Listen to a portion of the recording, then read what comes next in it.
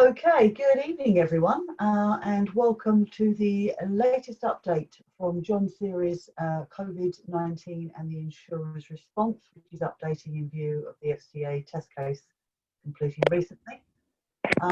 As always, if you have any queries, please do not hesitate to enter them into the Q&A tool in the bottom panel, and then Jon will endeavour to answer as many as he can. We've had a few technical issues this evening, so I will be operating Jon's slides. If you hear him say next slide, that's just an indication for me he's not talking to himself, having lost the plot. So without any further ado, I will hand over to Mr. Sharp. Jon, take it away, please. Good evening, ladies and gentlemen. Julie is very kind because, in fact, I have lost the plot because some idiot called me left his laptop at home, having travelled 200 miles to stay in a hotel. So there will be some technical issues, but I'm also hoping we don't run out of battery. COVID-19 and the Insurers Response. I've been doing this talk really since March, so it's been a developing situation. I'm sure that most of you will want me to talk at the end quite a bit about the FCA test case, which I will do. So I will be going a little bit quicker than normal through the other slides. If you get any questions or I go too fast, then please either ask the question at the end or please do email me. Can I have the next slide, Julie? That's me. Less said about him, the better. Caveats: this seminar addresses insurance issues generally. Everybody's policies differ, as will be made clear later on. But it's as accurate as it can be given the still rapidly changing situation, and I can't possibly address specific situations. Need to speak to your broker, your lawyer, or other advisor. Next slide, Julie. Yeah, quick look at the agenda. Act of God, general information about the virus, office policies, force majeure, frustration, the insurance market's approach or rather lack of it, mitigation and site closure, travel insurance and recent developments, and then the FCA business interruption insurance test case. Next slide, Julie. Act of God. Let me clear one thing up because it still is mentioned in the media. This is an act of God. This is not, as far as the law is concerned, an act of God and never has been. The possible causes are that there was consumption of animals outside the normal food chain. Of course, there are the conspiracy theories, which have been encouraged really by a lack of cooperation by the Chinese authorities, that it's man-made, it was a virus released from a Wuhan laboratory, etc. But whichever one you choose, it is not an act of God. Next slide, Julie. The current law is set out in the decision of Lord Hobson in Transco PLC and Stockport Metropolitan Borough Council.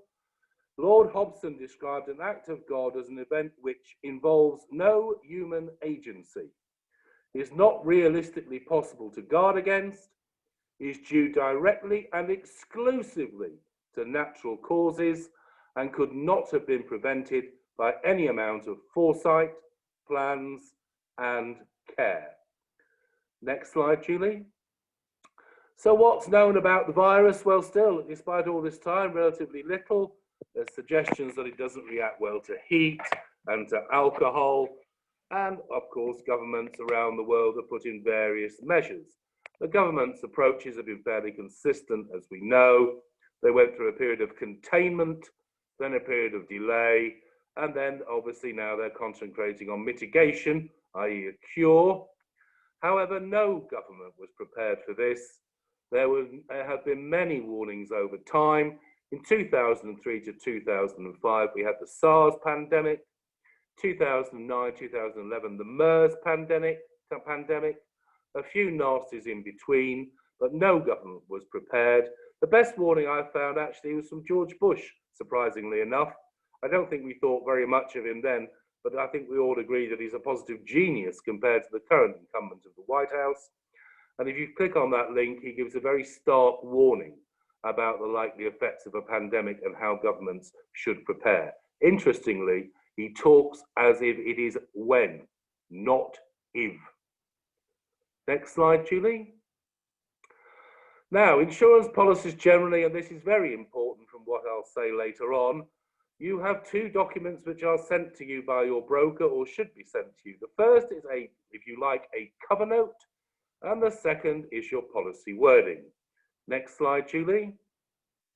This is what's called a cover note or a policy schedule. It's 4 pages long, and it lists how much, in this case, our firm is covered for certain types of perils. So we've got £1 million worth of cover for employer's liability, etc. But that is not, and I repeat, not your contract with your insurer. Next slide, Julie. This is a policy wording. It is, in our case, it's 60 pages long, is exceptionally detailed, and carries exclusions, etc. It has long been established in English law that this is the contract that you have with your insurers.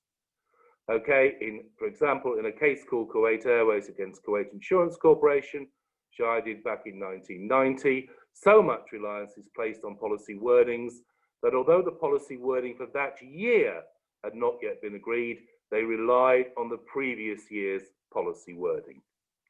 Next slide, Julie. So your cover note only identifies the main terms of your policy. It is not your contract with your insurance company. Policy wording, this is your contract with your insurance company and needs careful reading by the responsible officer in your company to ensure that it meets your company's requirements. So typically in a building insurance situation, if you have men working at height, make sure that you have told your insurers that, because normally there's a limit of 20 feet. And regard it as a living document. If your business changes in any way throughout the year, including taking on new or unusual types of work, you need to update your underwriters. Your policy wording is a living document. Next slide, Julie. So let's just have a quick look at office policies. Is there cover if you need to leave your offices? Well, it depends on which type of cover you've got. If you bought a basic policy, you are likely only to have what's called intervention cover. So you will be covered in the event that your building catches fire, that it's flooded, or some other physical damage happens to your building. If you bought a more expensive policy, you will have passive cover. So that means you can claim, for example, if you are told to leave your offices by a local authority or by government, or in some cases because you have to leave your offices because there is a disease on the premises. Now, of course, there will be limits on your policy, and you will still have to prove that when you left your offices, it caused your business loss. Next slide, Julie. Let's have a quick look at force majeure then. Coronavirus will undoubtedly, of course, delay to many contractual obligations. If a contract contains a force majeure clause, this excuses one or both parties from performance of the contract if certain events occur. However, the problem is, and in particular in JCT contracts, force majeure has no fixed interpretation in English law, so the courts interpret each case on its own circumstances. So, businesses who think they could be affected by the pandemic should check their contracts to see if there is a force majeure clause. However, force majeure is very rarely defined in contracts. It is said there will be a sentence at the end of it, with the exception of force majeure. Well, that's great, but where does that take us? Not very far. So from now on, when we are entering into new contracts, ladies and gentlemen, businesses should consider whether to include force majeure clauses appropriate to the types of business that they operate and the locations within which they operate. So the clause should obviously clearly now include potential action by government, reactions to outbreaks of quarantine measures, etc., etc. Closure of the transport system so people can't get to work, etc. The only contracts that I've been able to find that consistently have a defined force majeure contract are shipping contracts, because they include and define government action, acts of princes and rulers, import and export bans are all in there in shipbuilding contracts. And by the way, if you are putting a force majeure contract in, say what happens to the contract in the event that a force majeure event arises. You need to know what effect it has on the contract. Next slide, Julie. Frustration, well, where there's no applicable force majeure clause, another avenue might be to invoke the doctrine of frustration. So a contract may be brought to an end when something unforeseen by both parties makes, and through no fault of either party, has the effect of making it commercially or physically impossible to perform the contract.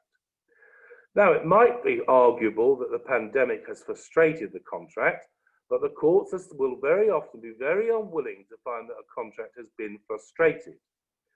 The problem with frustration is it terminates the contract permanently. Both parties are excused from the contract, and the courts are very reluctant to end a contract into which both parties have voluntarily entered. So it's going to be much better in the future if, when drafting new contracts, you put in a proper force majeure clause which defines the force majeure events and says what is going to happen to the contract, rather than trying to rely on general law principles such as the doctrine of frustration. Right, so the insurance market's approach to COVID-19 and to the pandemic generally, did it come running to our aid in our hour of need? Well, we all know the answer to that. No, it didn't. It said it's got nothing to do with us. However, what you need to be looking at in your insurance policies is for some potential cover. So look at your business interruption clauses and see what they say. If you can buy specialist cover for delay in receipt of essential supplies. Does that apply? Look at your contractors all risk cover. There are various types of contractors all risk cover, and we all need to read those policies carefully. As I said, look at your office cover. Does it include passive cover, or is it just intervention cover? So what will assist? Well, what did assist, as I'll come to later, was that the coronavirus was declared a pandemic and a notifiable disease. However, certainly then, earlier on, insurers argued that the outbreak was not within the reasonable contemplation of either party, and when the insurance cover was taken out, and immediately, from probably mid-Feb, they were changing policy wordings to exclude pandemics and notifiable diseases, etc. So unless you took out your policies realistically before mid-January, you will find that there will be very little cover now available for pandemics, notifiable diseases, or for acts of government. Next slide, Julie. Can I just remind everyone about another English law principle when it comes to insurance, and that is mitigation. You have a duty to mitigate your loss. Okay, you must make sure that you do your very best to minimize your losses. So just because you think you've got cover, for example, an act of a government, you can't just walk away, close your door and say, that's it, I'm going to claim. You must do and continue to operate your business to the very best of your ability. You can't say, we're covered, therefore we're shutting up shop. That is not how it works. You must continue to operate your business to the very best of your ability in order to minimize the claim that might arise. The reason that clause, that mitigation is there, is that if your warehouse is flooded, there are boxes of goods floating on the floor. Insurers expect you to pick them up and get them out of the water. Okay, they still may be irreparably damaged, but it will reduce the amount that insurers have to pay. and that's been reinforced by English law. Next, notification, and I shall come back to this. You must inform your insurers as soon as possible that you'll be making a claim. Now, if you have not yet made a claim on your policy, if you think you have cover, it may now be too late. Listen, you can hardly say that you didn't know about the pandemic. It's been everywhere for the last 6 months. So if you now start making a claim as a result of the FCA case, which I'll come on to later, you may well be faced with a late notification argument. And to be fair, with some justification from insurers, who will say, well, you know, where have you been for the last 6 months? So at the moment, especially in the light of the case, which I'll come on to in a second, you must be communicating continually with your insurers with your brokers, to ask them what you should be doing, when you should be making a claim, and is now the time to formulate your claim formally. Just one last point. If you have shut your offices or you need to close a site, you must tell your insurers. Most insurance policies contain a clause that says if premises are unoccupied for more than 30 days, cover lapses. So, in relation to our premises, when they were shut, I notified insurers and said, we're shutting our premises, there is still a security guard there, people will occasionally visit, can you note that?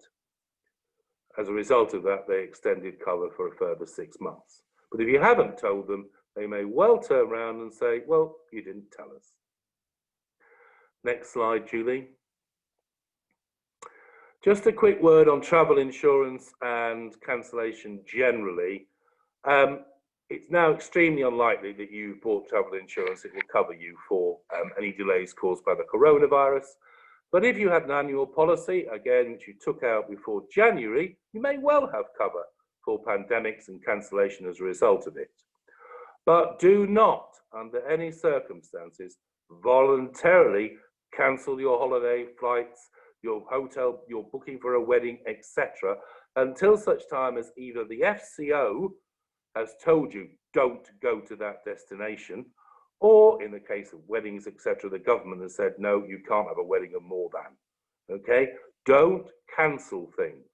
If you do, and you haven't got an FCA or government reason to cancel it, insurers will turn around and say, you did that voluntarily, you weren't forced to do it, and therefore we're not indemnifying you. Next slide, Julie. Right. When the pandemic first hit, the government called, and this is recorded in the FCA case, and Richie Shunan apparently was there, called a number of insurers in to have a meeting with him. And Richie said to them, I do hope you're all going to do the right thing. Well, clearly, he was wrong about that because they didn't. But the government, I thought at one stage at least, would be putting real pressure on insurers to respond properly to this pandemic. They didn't. They didn't make that, I suppose, forceful decision that you will respond. Could they have done? Well, probably, but they chose not to. However, the Chairman of Lloyds was much more proactive. Now, the Chairman of Lloyds is basically in charge of Lloyds of London, and in Lloyds of London are many, many insurers who carry out business subject to the FCA rules and also to the rules of Lloyds of London. Now, he said very clearly at the start that he expected pandemics to be covered for business interruption cases. He expected his members to be responding. Now, he had some success. Some policies did respond. In particular, I think Wimbledon had a very, very large claim paid, and other insurers did respond in a more favourable way, but many did not. The FCA were also concerned about this matter as early as March. They wrote to all the chairmen of all the brokers and all the insurance companies and said, what's your response? What are you doing about this? We have got concerns. This is causing market uncertainty. There is a great deal of anger. Have you treated customers fairly? They didn't get a particularly positive response. Next down the line were some barristers who very rightly started to say the approach of insurers to this matter is not correct. In particular, Geoffrey Gruder QC of Essex Court Chambers wrote a very, very good paper on the subject. It's on Essex Court Chambers' website, and I would recommend it to you. What he said was that in relation to vicinity exclusions, so insurers saying there must be an outbreak of disease at your premises or an outbreak of disease within a mile of your premises, he said you can't do that when it comes to viruses. You cannot say that a virus is in one place but not in another. If you could say that, then the government wouldn't have locked down the whole country. It would have locked down London and left everybody else to get on with it. Or it would have locked down Manchester and left everybody else to get on with it. It didn't, because it physically couldn't do it, and it knew it, so it had to lock down the whole country. As Geoffrey Gruder says, viruses do not operate in watertight compartments, and he's absolutely right about that. Next slide, Julie. So, what happened? Well, the FCA got increasingly angry with insurers. There was an inconsistent response from the market. The FCA's three mantras, if you like, are certainty. It hates uncertainty in any of its regulated markets. So, secondly, it likes to see all its customers treated fairly. And thirdly, under its own rules, you should be paying claims if they have been made properly. So it didn't like the inconsistency of the response. It didn't like insurers simply saying COVID-19, it's got nothing to do with us. And so it decided to take action. It took action basically as a policy holder. It stood in the shoes of the 390,000 policyholders who had more sophisticated business interruption clauses, which included closing premises as a result of notifiable diseases and closing premises, etc., as a result of the action of governments and local authorities. I must stress now that basic policies will not contain those clauses. You need to have said to your broker at the time, which I did, but for no other reason, I just like to have as much cover as I can get. I want as much cover, as wide a cover as I can possibly get. Having those two clauses relating to notifiable diseases and actions of government is not in every policy. So what did it do? Well, it selected 8 insurers who between them I think had 27 wordings, there being a total of some 78 different types of business interruption wording out there. But these 27 covered the main ones. And shortly, it took them to court. It said, standing in the shoes of the policyholders, and indeed letting businesses comment as well about the effects that it had on their businesses, etc., it took these 8 insurers to court. It did so under what's called a framework agreement, where it in effect agreed with insurers, this is how we're going to take this case to court. But that, ladies and gentlemen, was all that was agreed. This was a very hard-fought fight between regulator and regulated. The insurers defended themselves, as you can imagine, and the FCA argued against every last single point they took. So how were the issues determined? Well, they were determined on what has been described as an assumed set of facts. So there was it was agreed, in effect, that the actions of the government followed a specific timetable, and that timetable and the actions are set out in the judgment.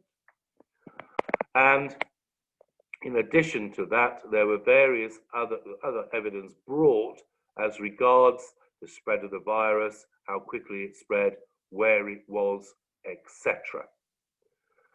The process for agreeing the agreed facts was set out in the framework agreement, so neither party could really argue anything other than the facts that were assumed. Now, the decision was out on Tuesday of last week. It is 165 pages long.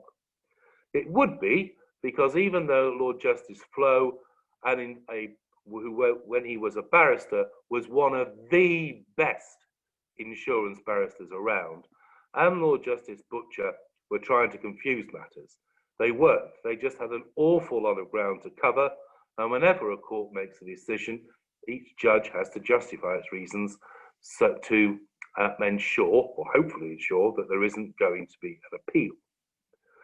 The main case relied on was a case called the Orient Express case. This was relied on by insurers. The Orient Express case was all to do with Hurricane Katrina, which I think, as everyone may recall, devastated New Orleans. Orient Express Hotels had a hotel in New Orleans, and that hotel was physically damaged by the hurricane. Now, normally you would then expect them to be able to make a business interruption claim. So take this more simple example, ladies and gentlemen. You have a fish and chip shop. You have decided that you're going to open it in an area where there isn't a fish and chip shop, and you do very well. And you've kitted out a nice new shop, brand new fryers, you make nice crispy chips, lovely batter, and you're doing well. But there is then a fault with one of the fryers, your chip shop catches fire, and what would be insurer's response? Well, they would repair the damage to the fire, and even under a basic policy, would pay you basically loss of profit or turnover for the 2 or 3 months while your premises are shut. Orient Express assumed that the same would apply to them. My hotel's been physically damaged by Hurricane Katrina.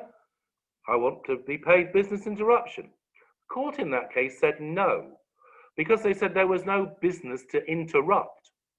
The whole of New Orleans was completely and utterly devastated.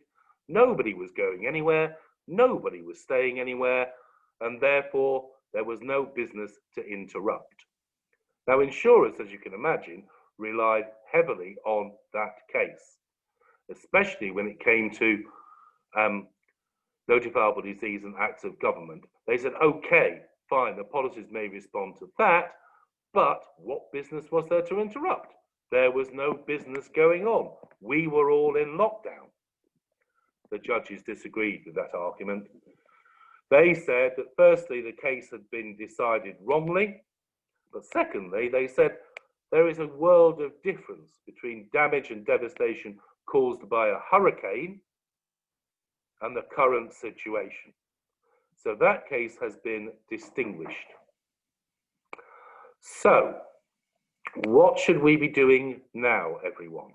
Well, it is still a very difficult decision to take at the moment, and therefore, just bear with me a second, ladies and gentlemen. There's someone at the door. Hang on.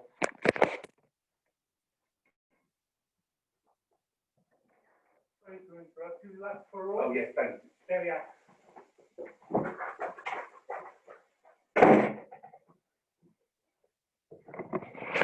I do apologise, ladies and gentlemen, bathrobe being delivered.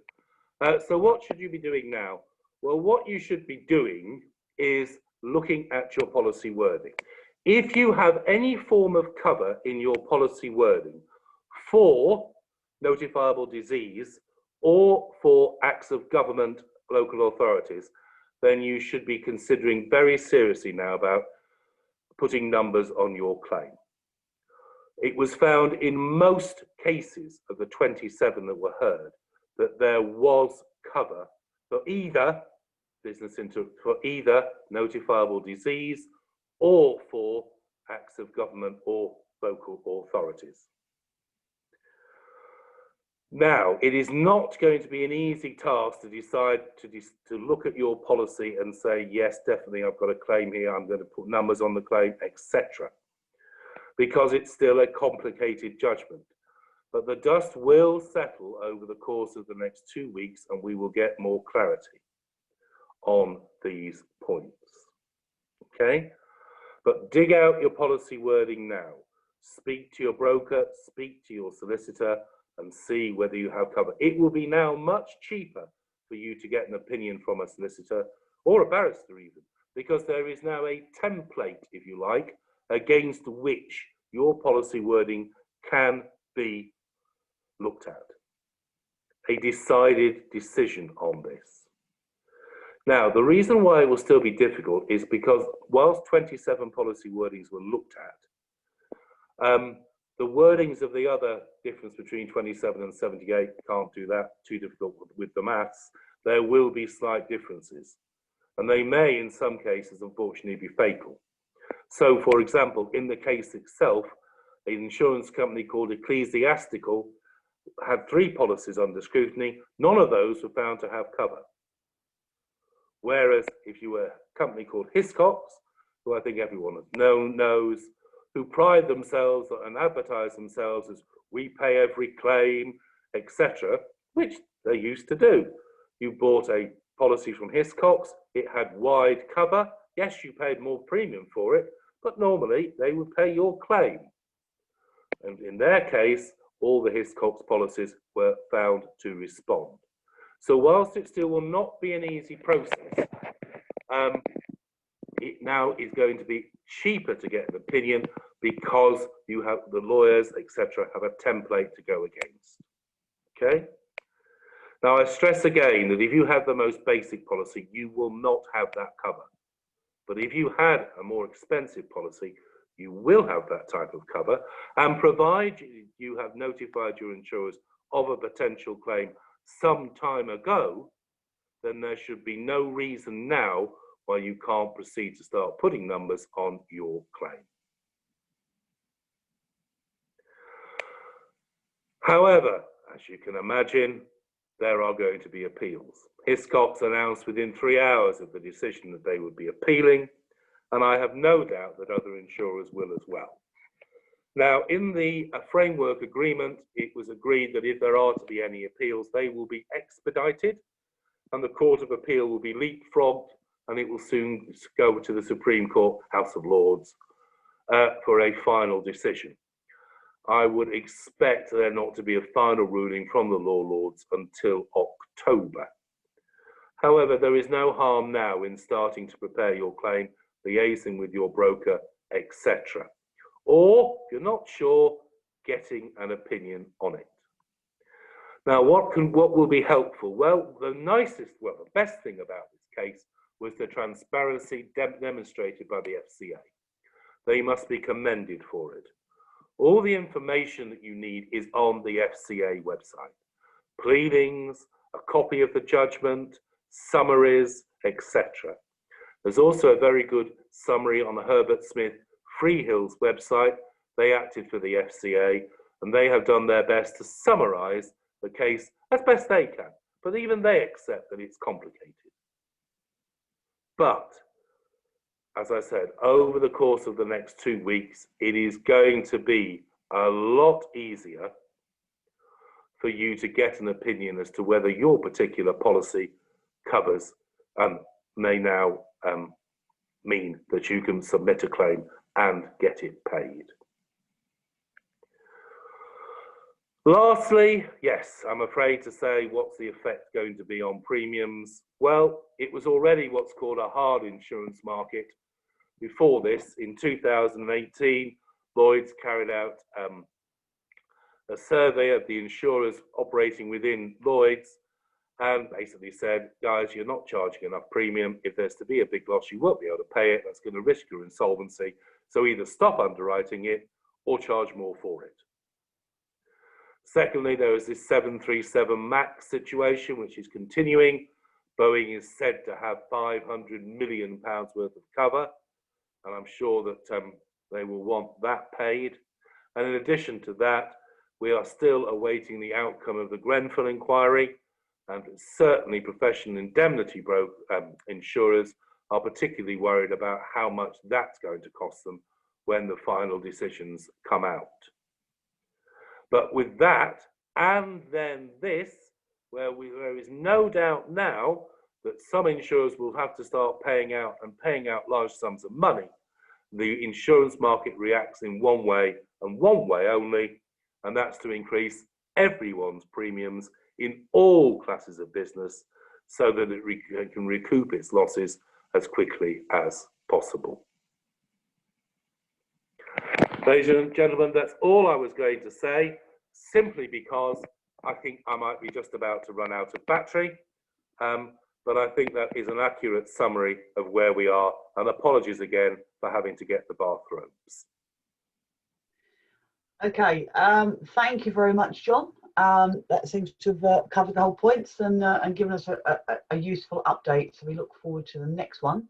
As always, ladies and gentlemen, if you wish to ask John a specific question, please feel free to email him jonsharp@silverllp.com, and he will happily answer your questions for you.